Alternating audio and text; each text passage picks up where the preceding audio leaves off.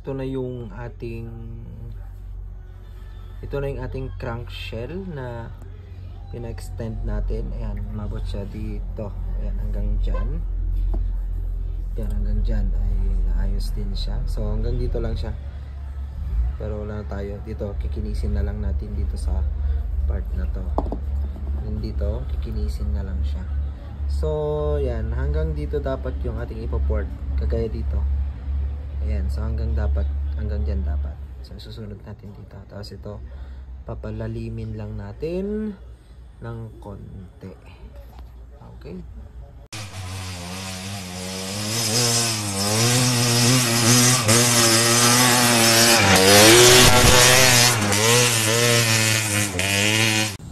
Ngayon ay ito na yung ating DT175 na block from Shopee na kinonvert natin. Ayan, napan-trail na natin siya. Medyo marumi lang yung kamay ngayon kasi ginagawa natin tong motor and tinotono pa rin natin siya till now. Okay naman yung performance nitong ating DT175 mga sir, kaya lang medyo kulang pa talaga ng tono sa jet. Kailangan pa talagang i-timplayin yung mga jettings niya. So ito yung kanyang naging itsura. Ayan.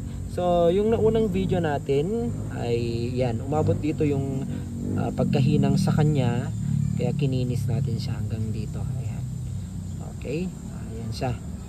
Ayan. So may nilagay akong base gasket niya dito, ginawan ko na lang siya ng asbestos. So yan yung pagkahinang. Dito sa kabila naman ay ayan.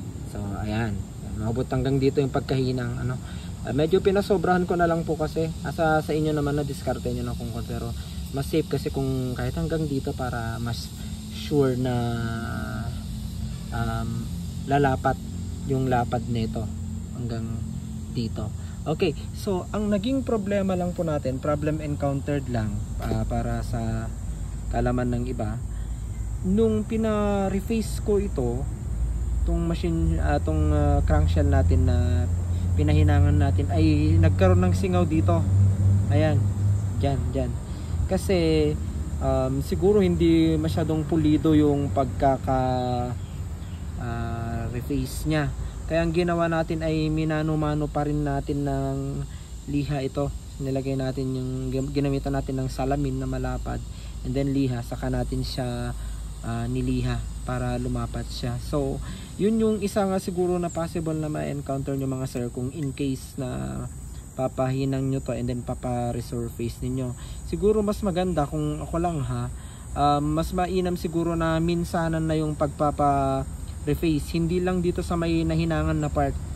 Siguro mas mainam kung buo na. Okay? Kagaya nung ipapakita ko sa inyo sa picture. Ayan. So mas maganda kung itong lahat ay buo na. Okay? Para mas sure na hindi siya sisingaw. So update po. Ayan. Ito na yung ating 175 na block and cylinder head na galing sa Shopee. Yan. So kikita nyo ay 6 siya. 6 yung kanyang stud. Ayan. 6. 1, 2, 3, 4, 5, 6. 6 siya. Ito lang yung napansin ko sa kanya, medyo parang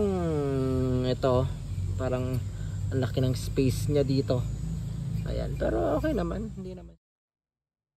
So, madali lang naman siyang paandarin in case.